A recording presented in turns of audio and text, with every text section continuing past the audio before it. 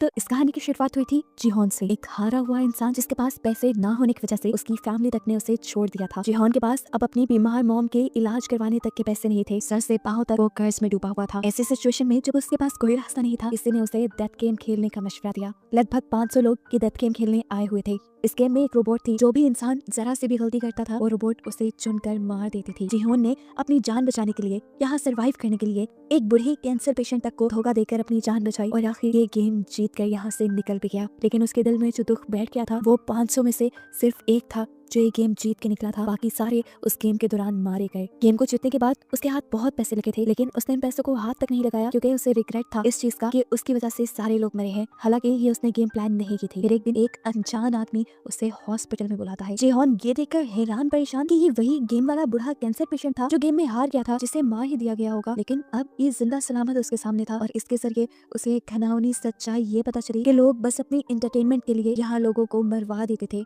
इस death game में। ये इंसान जो कैंसर पेशेंट था, इसकी लाइफ पे काफी बोर हो गई थी और अपनी लाइफ में थोड़ा मजा लाने के लिए इसने ये डेथ गेम बनाई थी। जिहोन को उस बूढ़े आदमी की बेरहमी पर बहुत गुस्सा आया और उसने ठान लिया कि वो इस गेम को बंद करवा कर रहेगा। इसके बाद हम मिले जुनहो से, एक पुलिस ऑफिसर जिसका भाई भाग चुका था पुलिस से कुछ फ्रॉड करके। अपने भाई को ढूंढते हुए जुनहो को उसके रूम से एक गेम वाला कार्ड मिला था। इन्वेस्टिगेशन करते हुए जुनहो जिहोन तक पहुंचा और उसे पता चला कि वो गेम में जाने वाला है और उसका पीछा करते हुए वो भी किसी तरह गेम में घुस गया। वो गेम में पार्टिसिपेट नहीं करने आया था, इसलिए उसने गेम की गार्ड्स में से एक गार्ड को मारकर उसका हुलिया ले लिया। वहाँ गेम में जाकर उसे इस गेम में होने वाले जुल्म का पता चला और उसने इस गेम के खिलाफ ही बहुत सारे सबूत इकट्ठे किए और इस आइलैंड से भागने में कामयाब भी हो गया। उसने सबूत सारे सेंड भी किए थे पुलिस को, लेकिन आइलैंड में सिग्नल ना होने की वजह से जुनहो की कोई भी चीज पुलिस को रिसीव नहीं हुई। उस पे जुल्म ये कि जुनहो पकड़ा भी गया फ्रंटमैन के हाथों। फ्रंटमैन वो आदमी है जो इस गेम को खिलाता है और यहाँ हमें ये देखकर हैरानी हुई कि जुनहो का भाई ही असल में फ्रंटमैन था। उसने जुनहो को गोली मारने से पहले अपना चेहरा दिखाया और जुनहो को गोली मार दी, जिसके बाद उन्हें लगा कि जुनहो मर गया है और उन्होंने उठाकर जुनहो को पानी में फेंक दिया। और यहाँ पहले सीजन का रिकैप खत्म होता है। नेक्स्ट सीजन की कहानी यहीं से कंटिन्यू हो रही है। सबवे स्टेशन पे हम अब जिहोन को देख रहे हैं जो अपनी बेटी से मिलने के लिए जा रहा है। सबवे स्टेशन पे उतरते ही उसकी नजरें दो आदमियों पे रुक गईं। उन दोनों में से एक आदमी वही आदमी था जिसने जिहोन को स्क्विड गेम का कार्ड दिया था। ये बात समझ गया कि अब ये लोग दोबारा एक नई गेम के लिए लोगों को इकट्ठा कर रहे हैं, लेकिन वो अब इन्हें इनके बुरे इरादों में कामयाब होने नहीं देगा। वो भागते हुए उस आदमी तक पहुंचने की कोशिश करता है, लेकिन उसने फिर भी थोड़ी देर कर दी थी। वो आदमी वहाँ से जा चुका था। जिन्होंने उस आदमी के हाथ से कार्ड ले लिया जिसको वो गेम वाला आदमी कार्ड देकर गया था और फौरन उस नंबर पे कॉल मिलाई। कॉल मिलाते ही वो फ्रंटमैन को धमकी देता है कि मैं तुम्हें तुम्हारे इरादों में कामयाब होने नहीं दूंगा, मैं इस मरतबा इस गेम को चलने नहीं दूंगा। उसकी धमकियां सुनकर उल्टा फ्रंटमैन ही अब उससे धमकी देने लगा था। मुझसे कहता है जाओ तुम अपनी बेटी से मिलने जाओ, इन पंगों में ना ही पड़ो तो अच्छा है। ये सुनकर वो समझ गया कि फ्रंटमैन और उसके लोग आज भी किसी तरह उसके ऊपर नजर रखे हुए थे, लेकिन अब तक ये कैसे मुमकिन था। वो समझ गया कि जरूर उसकी बॉडी में कोई ट्रैकर लगा हुआ है। फौरन वॉशरूम में जाकर वो ट्रैकर अपनी बॉडी में ढूंढने लग जाता और उसे कान के नीचे अपनी बॉडी में लगा ट्रैकर मिल भी जाता है, जिससे उसने एक कटर से कट करके निकाल दिया। सीन कट होकर यहाँ हमने जुनहो को देखा जिसे लास्ट सीजन में फ्रंटमैन यानी उसके अपने भाई ने पानी में गिरा दिया था। पता चला कि उसे पानी से एक फिशरमैन ने रेस्क्यू कर लिया था और अब वो हॉस्पिटल में एडमिट था। काफी दिन गुजरने के बाद जुनहो को इस टाइम होश आया है। दूसरी तरफ जिहोन जिसने अपनी बॉडी से ट्रैकर निकाला है, ट्रैकर निकालने के बाद वो अंडरग्राउंड हो गया ताकि स्क्विड गेम वाले उसे ट्रैक न कर पाए, जिसके बाद लगभग 2 माह का वक्त सीजन में गुजार दिया गया और हमें जिन्हो को दिखाया गया जो अभी तक अपने भाई को ढूंढ रहा है और ट्रैफिक पुलिस में है। अपने भाई को ढूंढने के साथ साथ उसका दूसरा मिशन स्क्विड गेम को बंद करने का भी बन गया था, क्योंकि उसने भी देखा था कि कैसे स्क्विड गेम में बेदर्दी से लोगों को मार दिया जाता था। वो जब ये केस अपने सीनियर से डिस्कस करने लगा तो किसी ने उसकी बात नहीं मानी, क्योंकि जब जिन्हो ने उस गेम के बारे में सारे सबूत इन लोगों को उस आइलैंड से सेंड किए थे तो वो इन लोगों तक पहुंच ही नहीं पाए थे और ऐसे सबने मान लिया था कि जिन्हो झूठ बोल रहा है। सीन कट होकर हमें जिहोन को दिखाया गया जिसे अब फ्रंटमैन ने ट्रैक कर लिया था। फ्रंटमैन उसका दरवाजा नॉक करता है। करते हुए जब जिहोन ने दरवाजा खोला तो फ्रंटमैन 2 कटे हुए सर उसके सामने लेके आया, जिनकी आंखें एकदम से खुल गई और यहाँ पर जिहोन की भी आंख खुल गई और हमें पता चला ये सिर्फ उसका एक सपना था। ट्रैकर जैसे ही वो उठा उसके दरवाजे पे किसी ने नॉक किया। ये एक गैंगस्टर था जिससे पिछले सीजन में जिहोन ने बहुत सा कर्ज दिया हुआ था, लेकिन अब गैंगस्टर जिहोन के लिए ही काम करता था। अपने साथियों के साथ मिलकर सबवे स्टेशन पर उन लोगों को ढूंढने का जो स्क्विड गेम के लिए लोगों को मैन्युपुलेट करते हैं। अब वही टाइम आ चुका था जिस टाइम में 2 साल पहले जिन्हो को स्क्विड गेम में इंगेज किया गया था। इसीलिए अब वो गैंगस्टर को हर सबवे स्टेशन पर लड़कों को जगह जगह खड़े करने की ड्यूटी देता है, जिसके लिए उसने गैंगस्टर को 1 मिलियन यौन भी दिए थे और साथ ही ये वादा भी किया था कि अगर उन्होंने उस आदमी को किसी भी तरह ढूंढ निकाला जो स्क्विड गेम में लोगों को फंसाता रहा है और अब भी फंसा रहा है, तो जिन्हो इन्हें 1 बिलियन यौन इनाम के तौर पर भी देगा। इनाम की रकम सुनते ही गैंगस्टर का तो मुंह खुला व खुला रह गया। उसने अपने लड़कों को भी लालच दी कि जो भी उस आदमी को ढूंढेगा उससे इनाम की आधी अमाउंट मिल जाएगी। जिन्होंने ये लालच इसलिए दिया था ताकि सब लोग दिल लगाकर काम करें और अगर इस मर्तबा इन्हें वो आदमी ना मिला तो इन्हें पूरे 1 साल का और इंतजार करना पड़ जाएगा और इस 1 साल में उस गेम के जरिए बहुत से लोगों की मौत भी हो जाएगी। दूसरी तरफ जुनहो भी स्क्विड गेम वाला आइलैंड ढूंढने की कोशिश में है। ये काम वो उसी फिशरमैन के साथ मिलकर कर रहा है जिसने उसकी जान बचाई थी। जहाँ से जुनहो उस फिशरमैन को मिला था ये लोग उसके आसपास के सब आइलैंड देख चुके थे और अभी तक स्क्विड गेम वाले आइलैंड तक नहीं पहुंच पाए थे। सीन कट होकर हमें गैंगस्टर को दिखाया जाता है जो अपनी एक नई टीम को ट्रेनिंग दे रहा है। उसने सबको बताया कि उन लोगों को सबवे स्टेशन पे एक ऐसे आदमी को ढूंढना है जो सूट पैंट पहने हुए होगा, हाथ में उसका पैसे से भरा ब्रीफकेस होगा और वो सबके साथ दार्जी गेम खेलेगा और उसके बाद उन्हें एक कार्ड देकर जाएगा। सब अपने काम पर लग जाते हैं और काफी दिन के सब्र के बाद 2 आदमियों को आखिर वो बंदा मिल भी जाता है। सबवे स्टेशन पर ही 2 लोगों के साथ दार्जी गेम खेलते हुए वो उसके लोकेशन अपने बॉस गैंगस्टर के साथ जिन्हू को भी भेज देते हैं और खुद भी उसका पीछा करना शुरू कर देते हैं, जो अब एक कन्वीनियंट स्टोर पर जाकर बहुत सारे ब्रेड्स और लकी ड्रॉ कार्ड्स खरीद कर भीख मांगने वाले लोगों के पास गया है। इन भीख मांगने वाले लोगों के सामने उसने 2 चॉइसेस रखी, एक ब्रेड और एक लकी ड्रॉ की। तकरीबन सभी लोगों ने लकी ड्रॉ चूज किया लेकिन कोई भी नहीं जीत पाया, जिसके बाद इस आदमी ने सारे ब्रेड जमीन पर रखकर उसके ऊपर चलने लग गया और लोगों से कहा ये खाना मैंने नहीं बल्कि तुमने वेस्ट किया है, तुम सबको पैसे जीतने की लालच थी। ये आदमी इस तरह सब लोगों का माइंड तैयार कर रहा था और जज कर रहा था कि कितने लोग लालची हैं ताकि अगली मर्तबा वो इन्हें गेम में फंसा सके। खैर दिखाया जाता है कि जिहोन के लोग यहाँ पर भी उसके पीछे हैं और वो उसकी ये नई लोकेशन जिहोन को सेंड कर देते हैं। जिहोन यहाँ आने के लिए तेजी से गाड़ी चला रहा होता है तो उसे पता नहीं चलता वो एक सिग्नल तोड़ देता है और ऐसे ट्रैफिक पुलिस उसे रोक लेती है। इस टाइम ट्रैफिक पुलिस जिन्हू ही था और उसने नोटिस किया कि जिहोन का रवैया कुछ अजीब सा है। चलान कटने पे उसने माफी नहीं मांगी, वो चिल्लाया नहीं बल्कि चलान देकर आगे बढ़ने की कोशिश की जैसे वो बहुत ही ज्यादा जल्दी में हो या कोई जुर्म करके भाग रहा हो। इसलिए उसने जिहोन की गाड़ी के नंबर से उसकी इन्फॉर्मेशन निकाली तो उसे जिहोन का नाम जाना पहचाना लगा और उसे याद आया कि जिहोन को फॉलो करते हुए ही तो वो पिछली मर्तबा स्क्विड गेम के अंदर पहुंचा था। यहीं से अब जिन्हू ने जिहोन के घर का एड्रेस भी ले लिया। सीन कट होकर दिखाया गया कि वो दोनों आदमी जिससे स्क्विड गेम वाला बंदा मिल गया था वो जिहोन के आने से पहले ही उसको पकड़ने का फैसला करते हैं और डिसाइड करते हैं कि इनाम की रकम वो आधी आधी कर लेंगे। जब वो दोनों उस आदमी को मारने के लिए उसके करीब गए तो उसे आदमी का शिकार हो गए। जिहोन जब तक यहाँ पहुंचा तो उसे सिर्फ सड़क पर लगा खून दिखाई दिया और वो समझ गया कि वो दोनों उसके लोग उस जालिम आदमी के हाथों मारे गए। ऊपर से देखने को मिला कि वो आदमी जिहोन पर नजर रख रहा था। जिहोन के जाने के बाद जब वो कमरे में आया तो पता चला कि उसने जिहोन के आदमियों को अब बंदी बनाया हुआ है। वो इनके साथ भी डेथ गेम खेलता है क्योंकि उसे भी डेथ गेम खेलने में मजा आता था। गेम तो बच्चों वाली थी, स्टोन पेपर सीजर, पर उसने शर्त रखी थी जो हारा वो मारा जाएगा। ऐसे ही जब उनका एक साथी हारता है तो यह आदमी उसे गोली मार कर खत्म कर देता है और फिर दूसरे आदमी से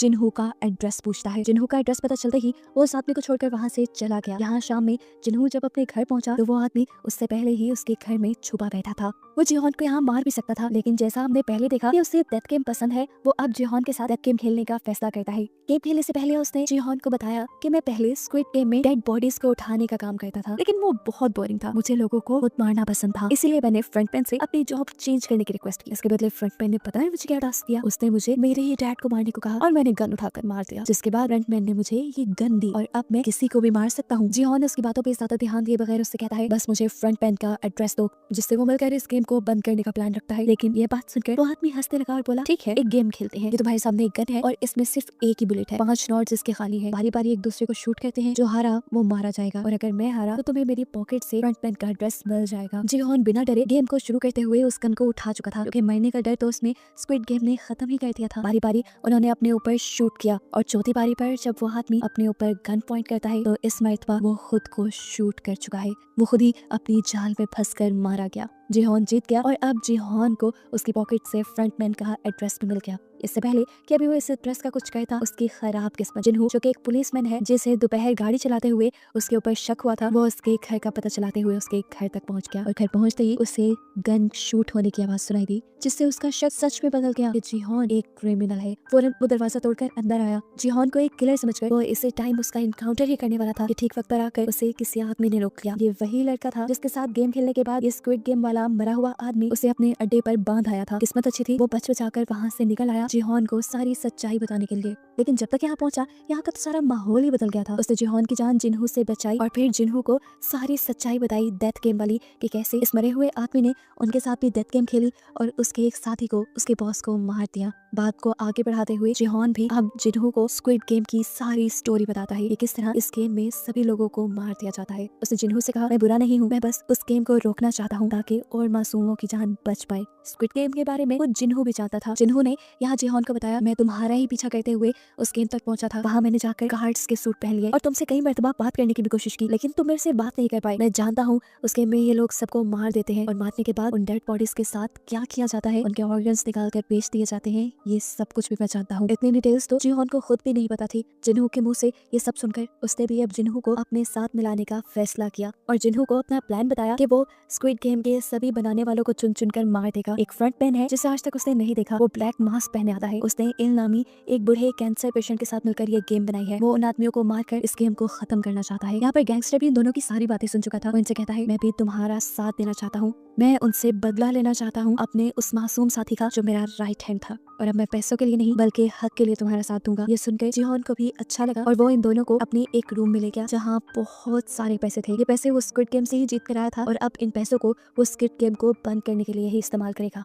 जिहोन इन लोगों को दिखाता है कि उसने ब्लैक मार्केट से बहुत सारी गन्स भी परचेज की हुई थी और एक सीक्रेट जगह भी बनाई हुई थी उसने जहाँ वो अपनी ट्रेनिंग करता था, लेकिन इतना सब काफी नहीं था। उसे लड़ाई के लिए काफी सारे और लोगों की भी जरूरत थी। जिहोन अब जिन्हो को अपनी पुलिस वाली जॉब पे छोड़ने को कहता है ताकि ये लोग अपना मिशन अच्छे से कंप्लीट कर पाए। सीन कट होकर अब हमें एक न्यू कैरेक्टर नियोल को दिखाया जाता है। ये एक गरीब लड़की है और उसकी जॉब है होटल में बनी कॉस्ट्यूम पहनकर बच्चों को खुश करने की। उसके पास रहने को कोई घर भी नहीं, वो इसी होटल की बेसमेंट में रहती है। इसी जॉब में नियोल के साथ एक छोटी बच्ची बहुत ज्यादा अटैच हो गई है जो रोज यहाँ पे विजिट किया करती थी, लेकिन अफसोस की बात है कि उस बच्ची को बोन मैरो कैंसर है और बोन मैरो ट्रांसप्लांट करवाने के लिए उसके डैड के पास ज्यादा पैसे नहीं है और अब वो बच्ची मरने वाली है। एक दिन उस बच्ची को इमरजेंसी में हॉस्पिटल एडमिट कराया जाता है, जो सुनकर नियोल भी तड़प कर उसे हॉस्पिटल में देखने के लिए जाती है। इस बच्ची की मदद करना चाहती है, लेकिन उसके पास तो खुद तक के लिए पैसे नहीं। इस बच्ची को क्या बचाएगी वो। रात होने पर हम नियोल को दोबारा पार्किंग में देखते हैं जहाँ पर दो लोग आकर उसे स्क्विड गेम का कार्ड दे गए। सीन कट होकर हमें जिन्हो को दिखाया जाता है जो अपनी मॉम के साथ बैठा था और उसकी मॉम बहुत ज्यादा उदास थी क्योंकि वो जिन्हो के भाई के आने का इंतजार कर रही है। जिन्हो जानता है कि वो कभी नहीं आएगा, जिस काम में वो पड़ा हुआ है वो घर नहीं आएगा, लेकिन ये सब सुनने के बाद भी जब उसकी मॉम को तसल्ली नहीं मिलती तो एक और मर्तबा वो अपने भाई को ढूंढने का फैसला करता है।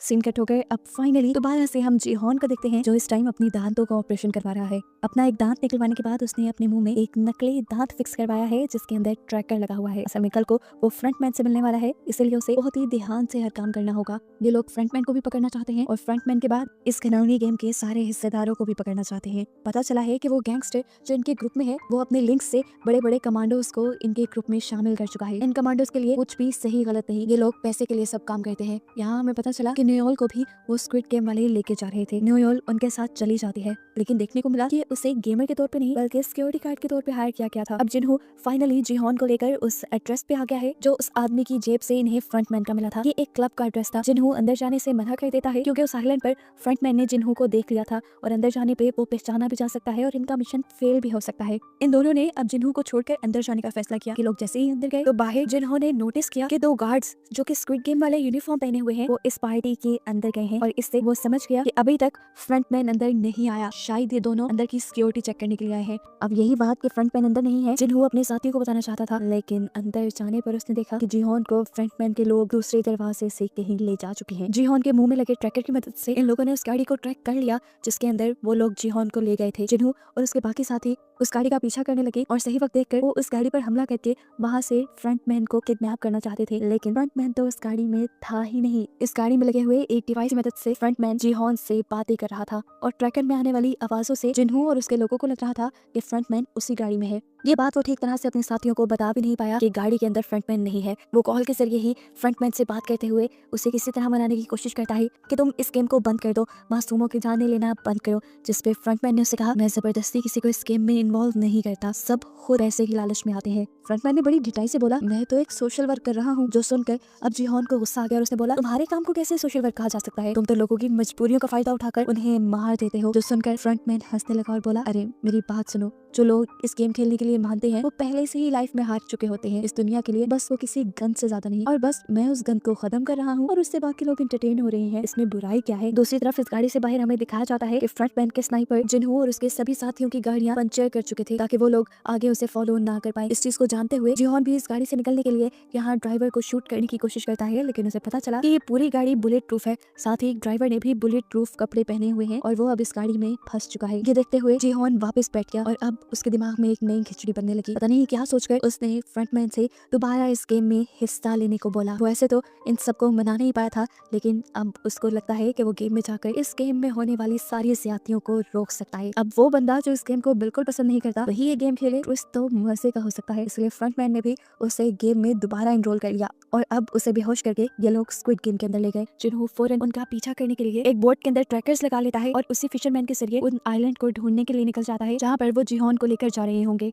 यहाँ जिहोन को दोबारा दिखाया जाता है जिसकी यहाँ स्क्विड गेम के बेड पर खुली है। उसे अपना पुराना ही नंबर दिया गया है। यहाँ पर पहले की तरह बहुत सारे और लोग भी हैं जो एक दूसरे को देखकर कंफ्यूज है, साथ ही गेम्स के लिए भी कंफ्यूज है। अब गार्ड्स यहाँ आकर इन्हें गेम्स के रूल बताना शुरू करते हैं। रूल्स बताने के बाद गार्ड्स ने इन सब की हिस्ट्री इन सबको दिखाई कि यहाँ पर सिर्फ वही लोग आए हुए हैं जिन पर मिलियंस का कर्ज है। ये सब बताने के बाद गार्ड्स ने बताया कि जीतने वाले को 45.6 मिलियन यॉन मिलेंगे। इस गेम के पूरे 6 राउंड होंगे, एक दिन में एक राउंड खेला जाएगा और हर गेम के बाद वोटिंग भी होगी क्या इन्होंने ये गेम कंटिन्यू रखना है या नहीं। और अगर ये लोग गेम बंद करने का डिसाइड करते हैं तो सभी प्लेयर्स को जीते हुए पैसे डिवाइड करके दे दिए जाएंगे। ये एक नया रूल था। जिहोन जान गया कि ये उसी की वजह से डाला गया है। आगे बढ़कर सबने कॉन्ट्रैक्ट साइन कर लिया। जिहोन ने देखा तकरीबन सभी रूल्स पुराने थे, बस कुछ एक आध नए थे। इसके बाद यहाँ एक एक करके सभी प्लेयर के पिक्चर्स ली गई इस गेम को खेलने। यहाँ पर कोरिया का एक फेमस रैपर भी आया हुआ था जिसे देखकर सब हैरान थे। उसके साथ पिक्चर भी बनवाना चाहते थे। उसने सबसे वादा किया कि यहाँ से बाहर जाते ही वो सबको एक एक पिक्चर देगा। यहाँ देखने को मिला कि जिहोन का एक दोस्त भी यहाँ आया हुआ था और ये लोग तकरीबन 3 साल बाद मिल रहे थे। जिहोन के गायब होने की वजह से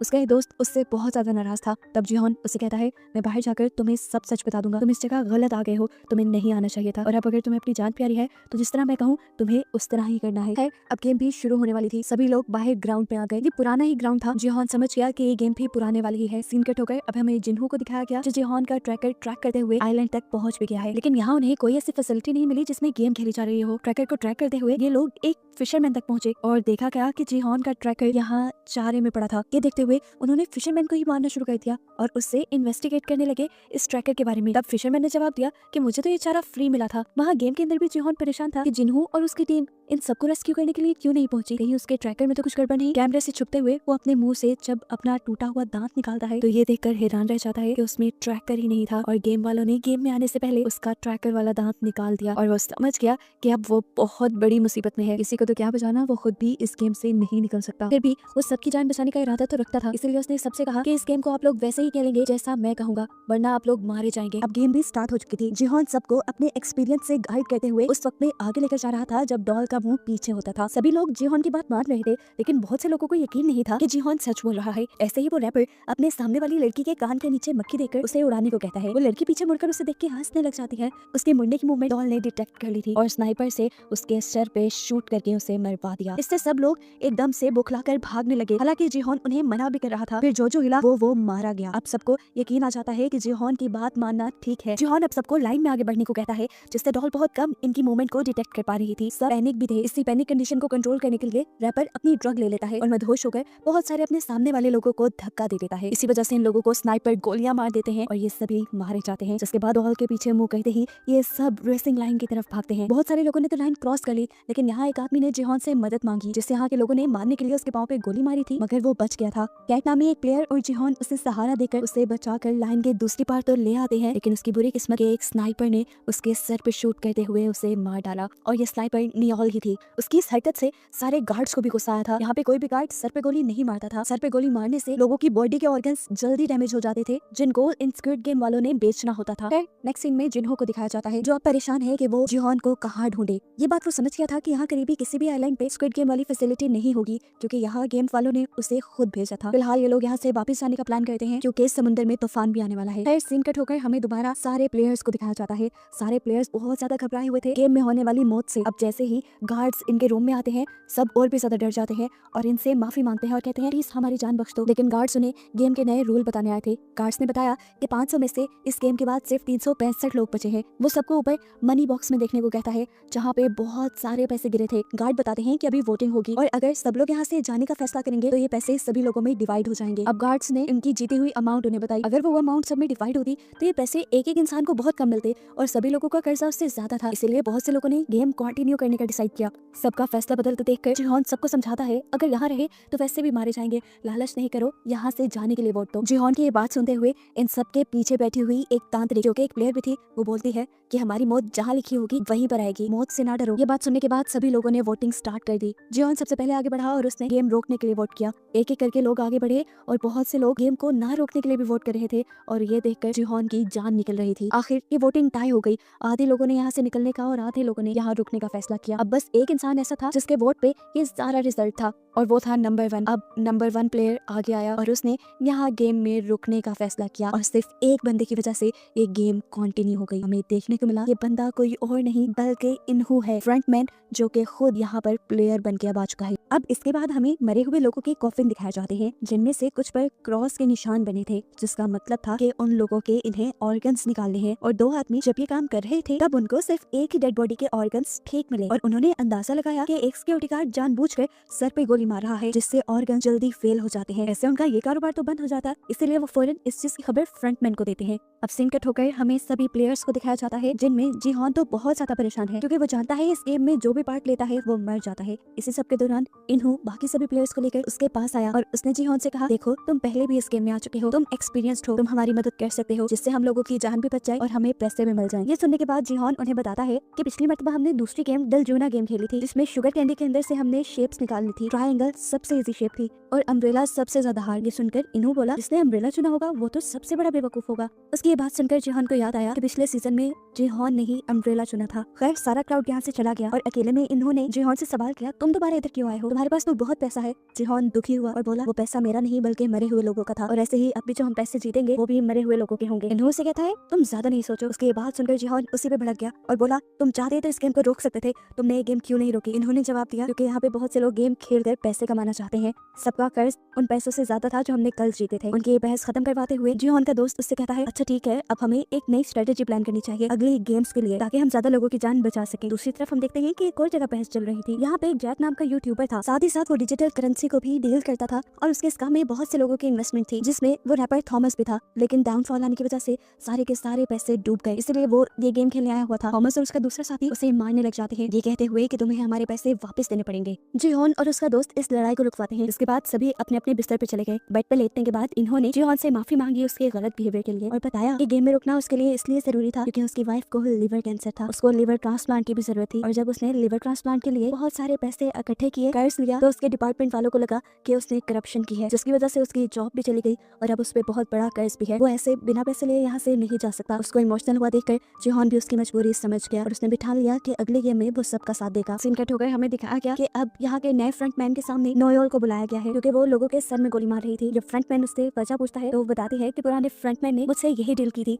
कि यहाँ पर बेकार लोगों को मारना है, मैं सर में गोली इसलिए मारती हूँ कि उनके अंदर जान होती है। जिस पर वो आदमी बताता है कि तुमने आइंदा सर पे गोली नहीं मारनी, देखो हम उनके ऑर्गन्स निकालते हैं और उनके ऑर्गन्स कई लोगों की जान भी बचा सकते हैं, तो याद रखना आइंदा तुमने गोली नहीं मारनी, वरना बेचने के लिए हमारे पास तुम्हारे भी ऑर्गन्स हैं और मैं जानता हूँ तुम अपनी बेटी को वापस पाने के लिए जिंदा रहना चाहती हो। यहाँ इनकी बातों से हमें नयोल की जिंदगी के बारे में पता चलता है कि वो कोरियन मिलिट्री में थी, लेकिन एक जंग में जब वो हिस्सा लेने गई तो पीछे से उसकी बेटी गुम हो गई और आज तक वो अपनी बेटी को ढूंढ रही है। सीन कट होकर अब हम जुनहो को देखते हैं जो अपने ऑफिस में आकर कमिश्नर से मदद मांग रहा है ये सारी कहानी बताते हुए, लेकिन उसके पास कोई सबूत नहीं, इसलिए कमिश्नर से कहते हैं, तुम जानते हो ना सबूतों के बगैर हम किसी भी चीज पे एक्शन नहीं ले सकते और तुम्हारी कहानी यकीन के काबिल भी नहीं, मुझे लगता है कि तुम्हारी दिमागी हालत खराब होने लगी है। ये कहते हुए कमिश्नर वहाँ से उठकर चले जाते हैं और पता चलता है कि जिन्हो ने अपने हाथ से अपनी जॉब भी खो दी, लेकिन जिन्हो अभी भी हार मानना नहीं चाहता था, इसलिए उसने अपनी पुरानी टीम को दोबारा यूनाइट किया स्क्विड गेम वाला आइलैंड ढूंढने के लिए। सीन कट होकर अब हमें दोबारा गेम का सीन दिखाया गया जहाँ पे अब वो डलजन गेम स्टार्ट हो गई थी। जिहोन के कहने पर सबने ट्रायंगल चुना था, लेकिन जैसे ही सबने बॉक्स खोला तो एक ट्रायंगल के अंदर छोटे छोटे कई ट्रायंगल्स थे। ये देखकर सभी डर गए और जिहोन पे चिल्लाने लगे। जिहोन भी डर गया और तब उसकी आंख खुल गई और हमें पता चला ये सिर्फ उसका बुरा सपना था। खैर अब सब उठ भी चुके थे, दूसरे गेम का टाइम भी हो गया था। इन्हें अब एक नए ग्राउंड में लेके आया जाता है जहाँ कर जिहोन हैरान परेशान था क्योंकि ये गेम पहले उसने नहीं खेली थी। जब बाकी सब लोग आके जिहोन से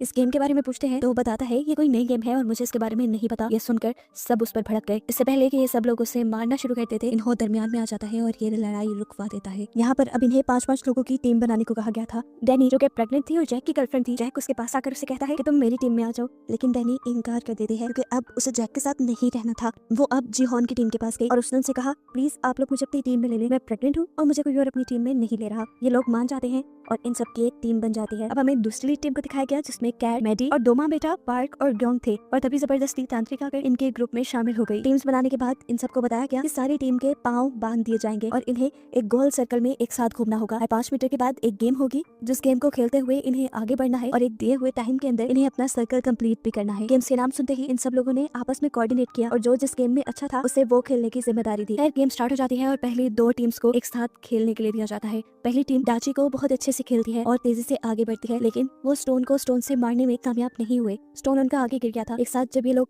उसे लेने के लिए आगे बढ़ गए तो गिर गए। टाइम काफी वेस्ट हो रहा था। खैर वो इस राउंड को भी पार करके आगे बढ़ गए। अगला गेम था इन्हें लट्टू को घुमाना, जो पहली मर्तबा में तो इनका एक टीम मेंबर नहीं कर पाया, लेकिन अगली मर्तबा में उसने ठीक से कर लिया। जबकि दूसरी टीम वो तो अभी अपनी पहले ही राउंड में फंसी हुई थी। फिर वक्त खत्म हो गया और दूसरी टीम को गोलियां मारकर स्क्विड गेम वालों ने मार दिया और वो टीम जिसने काफी सारे राउंड पूरे कर लिए थे वो भी अपना टाइम पे सर्कल कंप्लीट नहीं कर पाई थी और ऐसे उन्हें भी गोलियां मारकर मार दिया गया। ये देखकर सभी बहुत ज्यादा डर गए, घबरा गए। यहाँ पर अब सब लोगों की लाशें उठाई जा रही थी। एक बंदा अभी जिंदा था, मरा नहीं था। इन्होंने उसको भी उठाकर कॉफिन में डाला और उसके कॉफिन पे क्रॉस का निशान बना दिया। लेकिन फिर यहाँ पर नेओल आई और उसने आकर उस आदमी के सर पे गोली मारते हुए उसे जान से मार डाला। ये चीज फ्रंटमैन ने भी देख ली थी और उसकी इस हरकत से फ्रंटमैन के साथ उसके सारे गार्ड भी गुस्से में आ गए। खैर अब अगली टीम की बारी आ गई। ये कैट की टीम थी। कैट ने यहाँ सबको संभाला और आगे लेकर बढ़ी। पहले इन्हें डाची गेम खेला था जिसमें वो लड़की पहली बारी में अपने कार्ड को घुमा नहीं पाई। तब कैट ने उसे कार्ड उल्टा पकड़ने को कहा और इस तरह पहली बारी में उसने अपने कार्ड को सीधा घुमा दिया था। फाइनली ये लोग आगे बढ़े। आगे इन्हें स्टोन से स्टोन को मारना था। वो लड़का भी पहली मर्तबा में स्टोन को स्टोन से हिट नहीं कर पाता। कैट यहाँ पे सबको एक साथ आगे कदम बढ़ाने को कहती है और ये लोग दोबारा उस स्टोन को लेकर पीछे आते हैं। इस लड़के की मोहम्मद से कहती है, बेटा उस आदमी को याद करो जिसने तुम्हारे सारे पैसे लूटे हैं। याद आते ही इस लड़के को इतना गुस्सा आया कि उसने पत्थर पर ठीक निशाना लगाकर ये राउंड भी जीत लिया। ये लोग दोबारा से आगे बढ़े। इस मर्तबा इन्हें 5 गाइस को इकट्ठे उठाकर इकट्ठे कैच करना था। कौन ये काम पहली मर्तबा में नहीं कर पाई और इस वक्त उसके बेटे ने उसे हौसला दिया और उसे कहा, तुम उस लड़की को याद करो जिसकी वजह से डैड तुम्हें छोड़ गए थे। ये सोचते ही उसने भी गुस्से में 5 डाइस को उछाल कर कैच कर लिया और जल्द ही ये लोग ये राउंड भी कंप्लीट करके आगे बढ़ गए। अगली बारी तांत्रिक की थी। उसे लट्टू घुमाना था लेकिन वो ये काम नहीं कर पा रही थी। पहली मर्तबा दूसरी मर्तबा जब ये काम नहीं कर पाती तो वो रोने लग जाती है और कहती है, हम सब मर जाएंगे। उसका हौसला टूटते देखकर कैट उसे जोर जोर से थप्पड़ लगाती है और लट्टू उसकी आंख के करीब करते हुए कहती है, अगर तुमने ये नहीं किया तो मैं तुम्हें मार दूंगी। वो लड़की अब कैट से डर गई और उसने तेजी से लट्टू को बनाकर घुमाया और फाइनली ये लोग ये राउंड भी जीत गए। अगले राउंड में इन्हें पॉम पॉम को पाँव से उछालना था और ये काम करना था कैट ने। कैट ने सबका मुंह दूसरी तरफ करवाया और बड़ी ही आसानी से पॉम पॉम को 5 मिनट में उछाल कर ये लोग आगे बढ़े और फाइनली टाइम से पहले ही इन्होंने अपना पूरा सर्कल कंप्लीट कर लिया। उनकी इस जीत से सब लोग इस तरह खुश थे जैसे सब लोग जीत गए हों, लेकिन दूसरी वाली टीम जो वक्त पे अपना सर्कल कंप्लीट नहीं कर पाई उन्हें गोलियों से भूनकर मार दिया गया। फिर इस तरह गेम चलती रही। कोई टीम जीती तो कोई हारी और जो हारी उन्हें गोलियों से मार दिया गया। आखिरी बारी आई जिहोन की टीम की। उन्होंने अपनी साथ वाली टीम को भी ऑल द बेस्ट कहा और गेम स्टार्ट कर दी। पहला गेम डैनी ने खेला, दूसरा गेम जिहोन के दोस्त ने खेला, तीसरा गेम खेला उनके ग्रुप में आए हुए ली ने, जिसने पहले ही बारी में 5 डाइस को उठाकर अपने हाथ में कैच कर लिया था और उसने बताया कि वो इस गेम में एक्सपर्ट है क्योंकि वो अपनी बहनों के साथ ही खेलता रहा है। चौथा गेम इन्होंने खेलना था, उसे लट्टू को घुमाना था। पहली मर्तबा वो ठीक नहीं कर पाता और ये लोग आगे जाकर इकट्ठे उस लट्टू को उठाते हैं। दूसरी मर्तबा जब वो ये करने लगता है तो जानबूझकर वो लट्टू को पीछे फेंक देता है। उसकी ये चाल किसी को समझ नहीं आ रही थी। ये लोग पीछे से लट्टू को लेकर आए और अब इन्होंने ऐसा ड्रामा किया कि जैसे वो अपने हारने से बहुत ज्यादा परेशान है, वो अपने आप को मारने लगा। तो जिहोन ने उसे समझाया कि देखो तुम याद करो कि बचपन में तुम ये कैसे घुमाते थे, और इस मर्तबा इन्होंने लट्टू को ठीक से घुमा दिया। अगली बारी जिहोन की थी। उसे पम पम को 5 मर्तबा पाँव से हिट करना था। 4 मर्तबा तो उसने आसानी से कर लिया, लेकिन 5वीं मर्तबा पम पम आगे की तरफ बढ़ा। इससे पहले कि वो जमीन से टकरा जाता इन्होंने जिहोन का पाँव आगे करके ये गेम जितवा दी और वो लोग वक्त से पहले जीतकर बहुत खुश हुए। लेकिन उनके साथ वाली टीम वो वक्त से पहले या वक्त पर वो काम नहीं कर पाई और इस तरह वो टीम मारी गई। ये देखकर जिहोन को काफी दुख हुआ है। वो अपने रूम में वापस आ गए जहाँ बहुत से लोग उन्हें जिंदा देखकर इसलिए नाराज थे क्योंकि उन्हें लग रहा था कि अब जीते हुए पैसे डिवाइड हो जाएंगे। इसी दौरान गार्ड्स भी रूम में आ गए।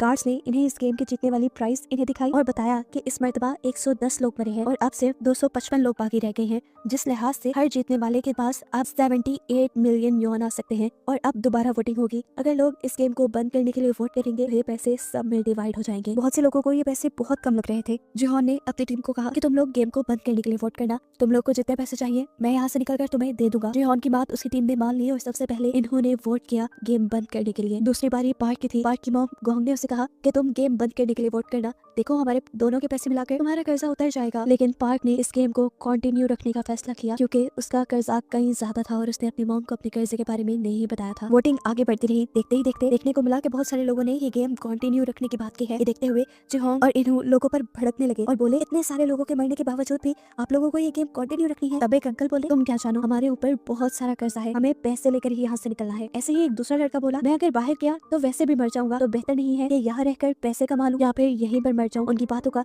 जिहोन के पास कोई जवाब नहीं था। वोटिंग खत्म हो गई। आखिरी वोट जिहोन को ही देना था। उसने गेम बंद करने के लिए तो वोट दिया लेकिन उसके वोट का कोई फायदा नहीं था क्योंकि ज्यादा लोग इस गेम को कंटिन्यू रखना चाहते थे। वोटिंग खत्म होने के बाद पार्क ने देखा कि गोंग ने उसकी मॉम से नाराज है। उसने जाके अपनी मॉम को मनाना शुरू किया और बताया मेरे ऊपर बहुत ज्यादा कर्ज है और जिन लोगों से मैंने वो कर्ज लिया है वो इतने खतरनाक है कि अगर मैंने उनके पैसे वापस ना किए तो वो मेरे सारे ऑर्गन्स निकाल कर बेच देंगे। उसकी ये बात सुनकर गोंग ने उसे माफ कर दिया और यहाँ पार्क ने भी उसे प्रॉमिस किया कि अगली मरतबा मैं गेम को बंद करने के लिए ही वोट करूंगा। यहाँ हमने जिहोन के दोस्त जैंग को देखा। उसने भी इस गेम को कंटिन्यू रखने के लिए वोट किया था और उसकी इस हरकत से जिहोन बिल्कुल टूट चुका था। जिहोन ने अपनी टीम को वादा भी किया था कि वो उन्हें सारे पैसे दे देगा। तब जैंग ने उससे माफी मांगी और बोला मैंने एक आदमी के बहुत सारे पैसे लुटाने हैं, मुझे यहाँ से पैसे लेकर ही जाना था, लेकिन मैं वादा करता हूँ कि अगली गेम के बाद मैं भी इस गेम को बंद करने के लिए वोट करूंगा। जिहोन दुखी बैठा था और उसने सबसे कहा कि अगले गेम पे अब एक दूसरे को भी मारना पड़ सकता है। ये बात सुनकर सभी दुखी हो गए। इन लोगों के पास अब खाना कुछ एक्स्ट्रा था जो उन्होंने डैनी को दे दिया क्योंकि डैनी प्रेग्नेंट थी और उसे ज्यादा खाना खाने की जरूरत थी। सीन कट होकर हमें बाथरूम में जैक और थैनोस यानी रैपर को दिखाया गया। वो रैपर अभी भी जैक को घेरे खड़ा था और उसने उससे कहा कि तुम मेरे कर्जदार हो, इस तरह तुम मेरे गुलाम हुए, तुम यहाँ से मुझे पैसे जीत कर देकर जाओगे। ये सुनकर जैक ने उससे कहा कि तुम्हारे पैसे डूबने में मेरी कोई गलती नहीं, तुमने मेरे कहने पे शेयर जरूर खरीदे थे लेकिन जब मैंने तुम्हें बताया कि अब इन्हें बेचने का टाइम है तो तुमने तब लालच में वो नहीं बेचे और तुमने अब सारे पैसे खुद डुबाए हैं, इसमें मेरा कोई कसूर नहीं। लेकिन वो रैपर उसकी कोई बात मानने को तैयार नहीं था। वो उससे कहता है जो भी है तुम पैसे जीतो और मुझे वापस करो। ये सुनकर जैक हंसने लगा और बोला अगर मैं वो पैसे जीत भी गया तो शायद तुम मर चुके होगे। ये बात सुनकर उस रैपर को इतना ज्यादा गुस्सा आ गया कि वो जैक की गर्दन पकड़कर उसे मारने लगा। पर सही वक्त पर जिहोन की टीम ने आकर इस लड़ाई को रोक दिया। खैर ये लोग वापस रूम में आ गए और यहाँ आकर जिहोन ने सबसे कहा कि हमें बारी बारी उठकर पहरा देना होगा क्योंकि पैसों के लिए मैंने देखा है लोग खुद जानवर बन जाते हैं और अपने दूसरे ही टीम मेंबर्स को मार देते हैं ताकि प्राइज मनी उनको मिल जाए। रात में हम देखते हैं कि जिहोन ने काफी देर पहरा, जिसके बाद जैंग उठा। जैंग ने उसे कहा जिहोन तुम सो जाओ, अब मैं पहरा देता हूँ। मुझे आज भी याद है कि तुम आखिरी मरतबा मेरे से पैसे लेने आए थे लेकिन अगर मेरे पास होते तो जिहोन मैं सच में तुम्हें दे देता। जिहोन ने यहाँ उसे कुछ नहीं कहा और यहाँ उनकी बातों से हमें पता चला कि उनकी दोस्ती बहुत गहरी बहुत पुरानी है। वो बचपन से स्कूल टाइम यहाँ तक के जॉब भी उन्होंने एक साथ की थी और इस चीज का अंदाजा इन्हों को भी उनकी बातों से हो गया था। सारी बातें छोड़कर अब जैंग जिहोन से पूछता है तुम्हारे पास इतने पैसे थे तो तुम वापस गेम में क्यों आए। जिहोन ने इस बात का जवाब नहीं दिया बल्कि एक नया सवाल जैंग से पूछा कि अगर मैं यहाँ गेम में मर जाऊँ तो तुम मेरे हिस्से के पैसों का क्या करोगे। ये सुनकर वो उदास हो गया और उसने बोला ऐसी बातें नहीं करो, हम एक साथ जीत के बाहर जाएंगे। तब जिहोन ने जवाब दिया हाँ मैं भी यही चाहता हूँ कि हम साथ जिंदा बाहर जाएं, लेकिन अब मैं हार रहा हूँ, ये लोग मेरी बात नहीं समझ पा रहे। खैर सीन कट होकर फाइनली अब हम जिन्हों को देखते हैं जो दोबारा जिहोन को ढूंढने के लिए सफर शुरू कर चुका है और यहाँ नया दिन भी चढ़ गया है। सभी लोगों को दोबारा गेम के लिए तैयार होने को कहा गया। साथ ही साथ सभी गार्ड्स भी तैयार हो गए। सभी प्लेयर्स को एक बड़े से हॉल में लेकर जाया गया जहाँ पर एक स्टेज घूम रहा था। सभी को उस पर खड़ा होना था। स्टेज के घूमने पर इन्हें एक नंबर दिया जाएगा। उतने नंबर की टीम बनाकर इन्हें यहाँ के किसी भी रूम में जाकर उस रूम को लॉक करना है, जिसके बाद बचे हुए लोगों को मार दिया जाएगा और अगर रूम में दिए गए नंबर से ज्यादा या कम लोग हुए तो उन्हें भी मार दिया जाएगा। ये सुनकर सभी लोग अपनी स्ट्रेटेजी बनाने लगे कि उन्हें ये गेम कैसे खेलनी है। स्टेज पे घूमना शुरू हो गया और इन्हें 10 का नंबर दिया गया। 30 सेकंड में इन्हें 10 लोगों की टीम बनाकर किसी रूम में जाना था। जिहोन की टीम और कैट की टीम जल्दी से एक रूम में चली गई और उन्होंने जाकर वो दरवाजा लॉक कर लिया। जल्दी से 30 सेकंड गुजर गए और जो भी लोग बाहर खड़े हुए थे उन्हें गार्ड्स ने गोलियों से भून दिया और ये देखकर जिहोन बहुत ज्यादा दुखी हुआ। उनके रूम में इस टाइम तांत्रिक भी खड़ी थी जिसने उन सबको बोला कि तुम सब मेरी वजह से जिंदा हो। ये कहते ही सबने मुड़कर उसकी तरफ देखा। जिहोन ने भी जिहोन को देखकर वो बोली तुम अगर अभी तक जिंदा हो समझो यहाँ बहुत बड़ा कुछ होने वाला है। कोई भी उसकी बातों पे ज्यादा ध्यान नहीं दे रहा था। अगले राउंड के लिए ये लोग दोबारा स्टेज पे आ गए। स्टेज घूमा और इन्हें अगला नंबर मिला 4 का। सभी लोगों ने जल्दी जल्दी अपनी टीम तोड़ी और कमरों की तरफ आ गए। कैट की टीम तांत्रिक को छोड़कर अपने रूम में बंद हो गई थी जबकि जिहोन की टीम ने इन्हों को छोड़ दिया था और फिर उसके बाद पहले की तरह बचे कुछ लोगों को मार दिया गया। गार्ड्स ने देखा कि एक रूम में 3 लोग थे। गार्ड्स ने उनको भी पकड़कर मार डाला। ये लोग जब रूम से बाहर आए तो तांत्रिक अजीब सी नजरों से उन्हें देख रही थी जबकि जिहोन और उसकी पूरी टीम इन्हों के लिए परेशान थे, लेकिन इन्हों सेटिस्फाई था। उसने कहा कि मैं लोगों से जल्दी दोस्ती कर लेता हूँ इसलिए मैं बच गया। फाइनली अगला राउंड शुरू हुआ और इन सबको 3-3 का नंबर मिला। इन लोगों ने अपनी दोबारा टीम तोड़ी और आगे बढ़े। गोंग अपने बेटे पार्क के साथ आगे जाना चाहती थी लेकिन 2 लड़कों ने जबरदस्ती पार्क को पकड़कर अपने रूम में ले गए और गोंग ये देखकर परेशान हुई कि उसके बेटे ने उसे छोड़ दिया। वो वही परेशान खड़ी थी कि ठीक वक्त पर जिहोन और इन्हों आए और उसे पकड़ते हुए एक रूम में ले गए। वहाँ बैठकर भी गोंग बहुत ज्यादा परेशान थी क्योंकि उसके बेटे को उसकी बिल्कुल भी परवाह नहीं थी, चाहे उसकी मॉम मर भी जाए। उसके बात सुनकर जिहोन और इन्हों को भी दुख हुआ। ये लोग दोबारा अब रूम से बाहर आए जहाँ पर पार्क भी इस चीज से दुखी था कि उसने अपनी मॉम को छोड़ दिया, लेकिन गोंग ने उसे गले लगाकर संभाल लिया। इधर कैट और मैटी भी गोंग से मिले जिनको एक तीसरे बंदे ने मिलकर बचा लिया था और वो भी अब से इनकी टीम का मेंबर बन गया था। फिर अगला राउंड भी शुरू हो गया। इस मरतबा इन्हें नंबर मिला 6 का। ये लोग अब दोबारा टीम बनाने लगे। मैडी और कैट की टीम जिहोन जिहोन की टीम से डैडी को लेकर एक रूम की तरफ बढ़ी, लेकिन गलती से मैडी को धक्का देने पर वो पीछे रह गई। सब लोग परेशान हो गए, लेकिन तभी जल्दी से सामने से जैक आकर इनके रूम में घुसकर इनका रूम लॉक कर लेता है और बाहर मैडी रह जाती है, जिससे गोली लगकर वो इनकी आंखों के सामने मारी गई। कैट उसके मरने से बहुत दुखी थी, क्योंकि गेम में आते ही पहले उसकी दोस्त मैडी बनी थी। वो उसके मरने का गुस्सा जैक के ऊपर निकालने लग जाती है, लेकिन तब जैक उनसे कहता है कि अगर मैं सही वक्त पर आकर तुम्हारा रूम लॉक ना करता तो तुम सब के सब मारे जाते। मेरा एहसान मानो, मैंने तुम्हारी जान बचाई है, क्योंकि मैडी सही वक्त पर अंदर नहीं आ सकती थी। उसकी बात गलत भी नहीं थी, इसलिए सबका गुस्सा ठंडा हो गया। खैर, अब अगला राउंड स्टार्ट हो जाता है। इन्हों का ख्याल था कि अब गेम वाले 2-2 का नंबर चुनेंगे, क्योंकि यहाँ पर 50 कमरे हैं और ये लोग 126 लोग रह गए हैं। इन्हों के कहने के मुताबिक बाकी 2 का नंबर मिला। सब 2-2 की टीम बनाकर कमरों की तरफ भागने लगे। इन्हों और जैन जिस कमरे में गए वहाँ पर एक और बंदा आ गया। ये लोग 3 हो गए थे। अगर इन्हें गार्ड्स देख लेते तो मार देते। तब इन्होंने अपनी जान बचाने के लिए उस तीसरे आदमी की गर्दन पकड़कर उसे मार दिया, जो देखकर जैन भी घबरा गया। वो जान गया था कि इन्हों बहुत ज्यादा खतरनाक है। गेम अब खत्म हो चुकी थी। ये लोग वापस अपने रूम में आ गए, जबकि दिखाया गया कि मरे हुए लोगों को कॉफिन के अंदर डाला जा रहा था। जो लोग पूरी तरह मर चुके थे, जिनके ऑर्गन नहीं निकाले जा सकते थे, उनको जला दिया गया और बाकी लोगों के ऑर्गन्स निकाले गए। सीन कट होकर अब हमें जिन्हों को बोट पे दिखाया गया, जो ड्रोन की मदद से सही आइलैंड को ढूंढने की कोशिश कर रहे हैं। यहाँ पर फिशरमैन उससे कहता है कि अब हम बस उन आइलैंड्स को ढूंढेंगे जिनको हमने पहले नहीं ढूंढा। उसके बाद जिन्हों मान जाता है और ये लोग ड्रोन के जरिए एक ऐसे आइलैंड को देखते हैं जिसमें एक छोटा सा गेट था। जिन्हों समझ गया कि जरूर इस गेट के नीचे ही वो फैसिलिटी होगी। उसने फौरन अपने आदमियों को वहाँ भेजा और आदमियों ने जाकर जैसे ही वो कैबिन वहाँ खोला तो एक बहुत बड़ा ब्लास्ट हुआ, जिसमें उसकी बहुत सारी टीम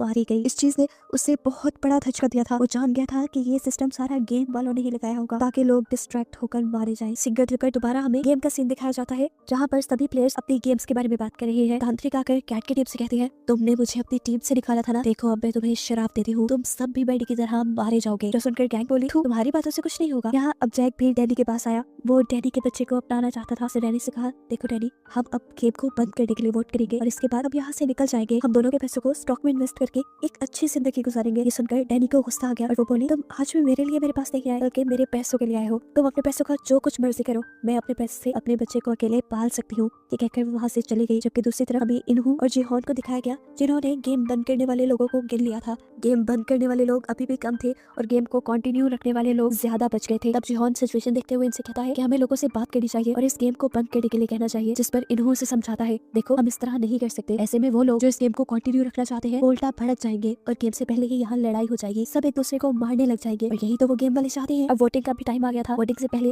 गार्ड्स ने आकर इन सब लोगों को बताया कि अब बचे हुए लोग सिर्फ 100 रह गए हैं और अगर 100 के 100 लोग यहाँ से निकलने का डिसाइड करते हैं तो हर एक को 365 मिलियन यॉन मिलेंगे, जो सबके लिए तकरीबन काफी थे। वोटिंग स्टार्ट हो गई। इस पर वोटिंग काफी क्रिटिकल थी, क्योंकि जितने लोग यहाँ से निकलने के लिए वोट कर रहे थे, उतने ही लालची लोग ये गेम कंटिन्यू रखने के लिए भी वोट कर रहे थे। दिखाया गया कि तांत्रिक के कहने पर एक लड़की ने गेम को कंटिन्यू रखने का वोट दिया है, जिससे गेम को कंटिन्यू रखने वाले लोग ज्यादा हो गए हैं। लेकिन अच्छी बात थी कि अभी इन्हों का वोट बचा हुआ था। सभी उसे देखकर डर गए और सबसे ज्यादा डरा जैंग। जैंग जो उसका कारनामा देख चुका था रूम में एक आदमी को मारने का, वो ये बात जिहोन को बताने लगा। लेकिन उससे पहले ही इन्होंने उनके हक में वोट देकर उसकी इस बात को काट दिया और सब लोग खुश हो गए। लेकिन अभी तो वोटिंग टाई हो गई थी। इस वोटिंग का कोई रिजल्ट नहीं निकला। तब गार्ड्स ने कहा कि अब वोटिंग सुबह को दोबारा होगी। सुबह तक के लिए कोई फैसला नहीं है। अब सभी लोग जिन्होंने ये गेम को खत्म करने के लिए वोट दिया था, वो सभी परेशान बैठे थे कि पता नहीं सुबह क्या होगा। तब एक आदमी मशवरा देता है कि हम उनके किसी एक आदमी को बनाकर अपनी साइड कर लेते हैं। ये सुनते ही पार्क आगे बढ़ा और उसने बोला कि अगर तुम लोग इस गेम को कैंसिल करने को कहते हो तो मैं तुम सबको खाने की पार्टी दूंगा। लेकिन उसके बाद से सामने वाली टीम भड़क गई। सामने वाली टीम के अंकल बोले, अगर तुम सब मर गए, देखो हमें तो ज्यादा पैसे मिलेंगे। और यहाँ पर अब ली नाम का लड़का खड़े होकर कहता है, और अगर गेम बंद ना हुई तो देखना तुम सब लोग मर जाओगे। बहस बढ़ते बढ़ते इनकी लड़ाई तक आ गई। ये सब लोग अपनी लाइन में आ गए। उनकी ये बहस देखते हुए जिहोन ने नोटिस किया कि आज इन सबको खाने के साथ फॉग भी दी गई थी कि अगर लड़ाई हो तो इसे हथियारों के तौर पे यूज किया जा सके। सीन कट होकर हमें वॉशरूम में दिखाया गया कि वो रैपर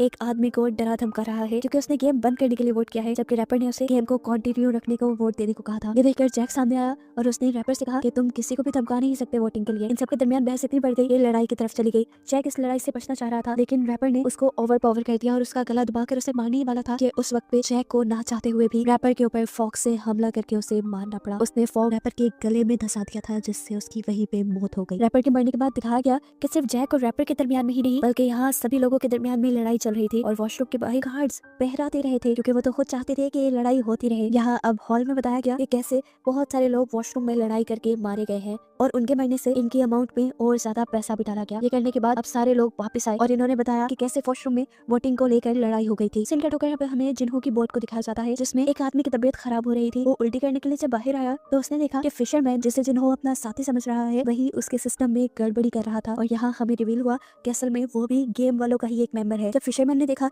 कि जिन्हों के गार्ड ने उसे देख लिया है तो वो उस गार्ड को ही उठाकर पानी में फेंक देता है। इतनी देर में जिन्हों भी शोर सुनकर बाहर आया तो ये फिशरमैन बहाना बनाने लगा, असल में यहाँ की सब चीजें खुली थी, मैं तो उसे देखने के लिए यहाँ आया हूँ। यहाँ एक फ्लैशबैक से हमें ये भी पता चला कि फ्रंटमैन यानी इन्होंने ही इस आदमी को यहाँ भेजा था उसके भाई यानी जिन्हों को उससे दूर रखने के लिए और साथ ही साथ जिन्हों का ख्याल भी रखने के लिए। यहाँ अब गेम में दिखाया जाता है कि ये लोग अपने अपने लोगों को गिन रहे हैं कि नए लोगों के मरने से वोटिंग पर कितना असर पड़ा है। गिनने पे पता चला कि गेम को कंटिन्यू रखने वाले 2 लोग मरे थे जबकि जिहोन की टीम का एक बंदा मरा था। अगर सुबह वोटिंग होती तो ये लोग जीत जाते, लेकिन जिहोन जानता था कि वोटिंग अब ऐसे नहीं होगी, रात में ये लोग जरूर किसी न किसी को मार डालेंगे। सीन कट होकर दूसरी तरफ हमें गार्ड्स को दिखाया गया जो इस टाइम अपनी इलीगल बिजनेस में बिजी हैं। वो पानी के रास्ते ऑर्गन्स को यहाँ से लेकर निकल रही हैं ताकि ऑर्गन्स को अच्छे दामों में बेचा जा सके। यहाँ दिखाया गया कि कुछ गार्ड्स को ब्लैक मास ने तैयार करवाया क्योंकि यहाँ पर एक नई गेम चलने वाली है, ये गेम मर्डर की गेम है। इधर यही बात जिहोन ने भी सभी टीम मेंबर्स को बता दी कि जरूर गार्ड्स क्या ये लोग आज रात को हमें मारने की कोशिश करेंगे, ऐसा पहले भी हो चुका है। ये सुनकर सभी लोग घबरा गए। जिहोन अब इन सबसे कहता है कि अगर हम लोगों को अपनी जान बचानी है तो हमें गेम वाले मेंबर्स को ही मार देना चाहिए, लेकिन ये इतना आसान नहीं था।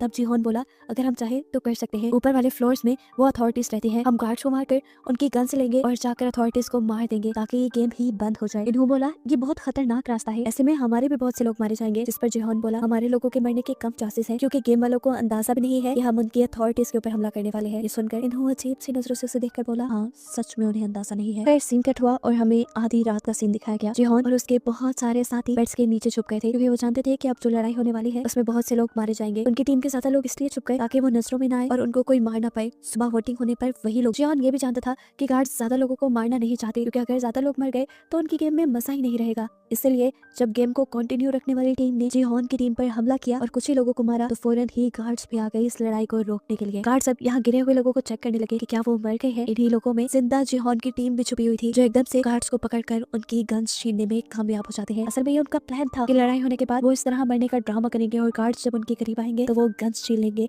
और इन्हीं गन्स से जाकर वो अथॉरिटीज पर हमला करेंगे। ये देखते हुए और भी गार्ड्स यहाँ आ गए अपने गार्ड्स को रेस्क्यू करने के लिए और लोगों को कंट्रोल में करने के लिए। जिहोन की जान बचाने के लिए इन्होंने ही अपने ही गार्ड्स की गन लेकर अपने ही गार्ड्स को मारना शुरू कर दिया क्योंकि वो किसी को भी शक में नहीं डालना चाहता कि वो खुद अथॉरिटी है। ये चीज देखते हुए अब नए फ्रंटमैन ने सभी गार्ड्स को अपने कमरे में वापस बुला लिया। सभी यहाँ से बाहर निकलने लगे लेकिन एक गार्ड के बाहर जाने से पहले ही वो दरवाजा बंद हो गया और गार्ड ने अपने आप को सरेंडर भी कर दिया इनके सामने। लेकिन तब जिहोन ने उस गार्ड को नहीं मारा। अब जिहोन का एक आदमी दूसरी टीम के लोगों को मारना चाहता था जिन्होंने उनकी टीम पर हमला किया था, लेकिन यहाँ जिहोन उसे रोक देता है और कहता है हम उन्हें नहीं मारेंगे। लेकिन वो आदमी बाजिद था कि हमें उन्हें मार देना चाहिए, वो पैसों के पीछे भागने वाले दरिंदे हैं। तब जिहोन बोला देखो अगर हमने उन्हें मार दिया तो हम में और उनमें कोई फर्क नहीं रहेगा, वैसे भी हमने ये हथियार इन लोगों को मारने के लिए नहीं लिए, हमने ये हथियार लिए हैं उन लोगों को मारने के लिए जिन्होंने ये घिनौनी गेम बनाई है और जोर से चला रहे हैं। खैर अब जंग का टाइम शुरू हो चुका था, इन्हें आगे बढ़ना था। जैंग ने इन सबको समझाया देखो हमें अभी लड़ना पड़ेगा, क्या पता इसके बाद हमें मौका मिले या ना मिले। बहुत से लोग आगे बढ़े। पार्क भी इस जंग में उनका साथ देना चाहता था लेकिन गोंग ने उसे रोक लिया। बहुत से लोग अब जंग के लिए आगे बढ़े। इन्होंने गार्ड्स की गन्स ले ली और कैट ने उन सबको गन्स चलाना सिखाई क्योंकि वो पहले मिलिट्री का मेंबर थी।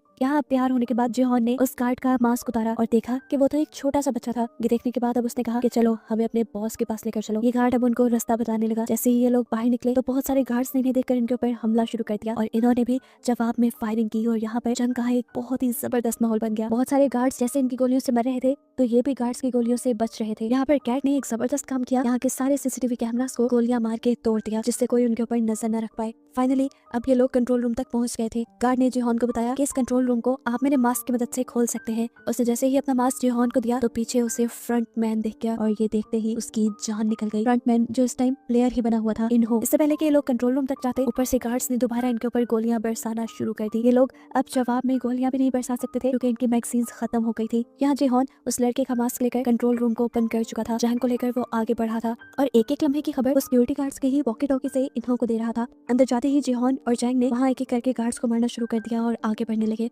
यहाँ के सीसीटीवी कैमरा से ब्लैक मास्क ने उन दोनों को अंदर आता देख लिया और उनको रोकने के लिए अपनी गार्ड्स की पूरी एक टीम भेजी। यहाँ दूसरी तरफ देखने को मिला कि अभी तक गार्ड्स उनके ऊपर गोलियां बरसा रहे हैं और इनकी एक एक गोली खत्म हो चुकी है। यहाँ पर जिहोन और जैंग के पास भी बहुत सारे लोग आ चुके थे, वो इन्हें ओवरपावर कर सकते थे, इसलिए उसने फौरन इन्हों को अंदर आने को कहा। लेकिन इन्होंने बताया कि मेरे पास गोलियां नहीं है। उसने कहा जाओ पहले कमरे से मैगजीन्स लेकर आओ गार्ड्स के पास जो एक्स्ट्रा होती हैं। जिहोन के कहने पर अब उसे ये काम करना पड़ा। अब इन्हों के आने में तो देर थी, जिहोन को बचाव के लिए दोबारा गोलियों की जरूरत थी। तब जैंग ने उसे कवर दिया, वो ऊपर से गार्ड्स को मारता रहा और जितने गार्ड्स को इन लोगों ने यहाँ मारा था जिहोन उनके पास जाकर उनके मैगजीन ले आया यहाँ देखने को मिला कि ली वापस हॉल में आ चुका था। उसने यहाँ पर मौजूद गार्ड्स की मैगजीन्स इकट्ठी करना शुरू कर दी और पार्क ने भी इस काम में उसकी मदद की। दूसरी तरफ हमें दिखाया गया जब इन्हों को ये फील हुआ कि जिहोन दोबारा कहीं से मैगजीन लेकर उनके गार्ड्स को मारता जा रहा है, तो सिचुएशन खराब देखकर वो जिहोन के पास आया और जिहोन को डिस्ट्रैक्ट करने के लिए वो बोला, मैंने बाहर एक नक्शा देखा था, मुझे लगता है कि कंट्रोल रूम तक जाने का पीछे से भी एक रास्ता है, मैं वहाँ जाकर तुम्हें कवर देता हूँ, तुम वहाँ से कंट्रोल रूम तक जाओ। जिहोन उसकी बात मान गया और उसके बहकावे में आते हुए उसे अपनी आखिरी मैगजीन भी जिहोन ने दे दी। यहाँ दिखाया गया कि ली जैसे ही वहाँ से बाहर निकला मैगजीन्स को ऊपर ले जाने के लिए, तो गोलियों की आवाज ने उसे बुरी तरह डरा दिया। वॉकी टॉकी से कैट उसे ऊपर की तरफ बुला रही थी, लेकिन वो वॉकी टॉकी को अब नीचे फेंक देता है क्योंकि ऊपर जाने का उसके अंदर हौसला नहीं। ये सुनकर कैट उसे गालियां देती है और खुद मैगजीन्स लेने के लिए नीचे आने का फैसला करती है। अब दोबारा हमें इन्हों को दिखाया गया जो पीछे रास्ते में तो चला गया था, लेकिन अब उसे एक नया कवर लेना था। उसने वॉकी टॉकी से ऐसे एक्टिंग करके जिहोन को मैसेज दिया कि जैसे वो गार्ड के हमले में घायल हो गया हो। उसने यहाँ पर एक जख्मी आदमी की आवाज भी जिहोन को सुनाई, जिससे जिहोन को सच में लगा कि वो बहुत ज्यादा जख्मी है और फिर इन्होंने उस सामने वाले आदमी को भी गोली मारकर मार दिया। ये सब वॉकी टॉकी से जिहोन सुन रहा था और अब जिहोन को ऐसे लगा जैसे इन्हों मारा गया हो और इस चीज से वो बहुत ज्यादा दुखी हो गया। वो तो इन्हों को अपना दोस्त समझ रहा था, ये नहीं जानता था कि इन्हों ही सबसे बड़ा गद्दार है। अंदर कैट जो अब मैगजीन्स लेकर बाहर की तरफ पढ़ रही थी, उनके रूम में भी बहुत सारे गार्ड्स आ गए। कैट ने पहले इन्हीं को मारने का फैसला किया, लेकिन गैंग ने उसे रोक दिया और कहा कि तुम इन्हें नहीं मारो। पता नहीं क्यों कैट ने उसकी बात मान ली। कैट के सही वक्त पर बाहर ना पहुंचने की वजह से सब लोग अब सरेंडर करने की पोजीशन पे आ गए क्योंकि वहाँ गार्ड्स की तादाद ज्यादा हो गई थी और वो लोग लड़ भी नहीं सकते थे। इसी तरह गार्ड्स ने सामने आकर यहाँ एक एक करके सबको मार दिया। सीन कट होकर हमें दिखाया गया कि जिहोन और जैंग ने भी सरेंडर कर दिया था क्योंकि उनके पास भी गोलियां खत्म हो गई थी और तब उनके सामने आया फ्रंटमैन, यानी खुद ही इन्हों, जो उससे पूछता है, जिहोन तुम्हें तो दोबारा यहाँ आके काफी मजा आया होगा है ना, लेकिन तुमने जो यहाँ किया वो अच्छा नहीं किया और इसकी अब तुम्हें सजा मिलेगी। वो अब उसके ऊपर बंदूक तानता है लेकिन मार देता है जैंग, यानी उसके दोस्त को, ताकि उसके दिल में दर्द बढ़ जाए। अपने फ्रेंड को मरता देखकर जिहोन जोर से चिल्लाया और बस यहीं पे ये सीजन खत्म हो गया, बहुत सारी मिस्ट्रीज के साथ। क्या आखिर यहाँ जीता कौन, यहाँ के पैसे किसको मिलेंगे और जिन्हों इन लोगों को ढूंढ भी पाएगा या नहीं, ये सब देखने को मिलेगा हमें नेक्स्ट सीजन में।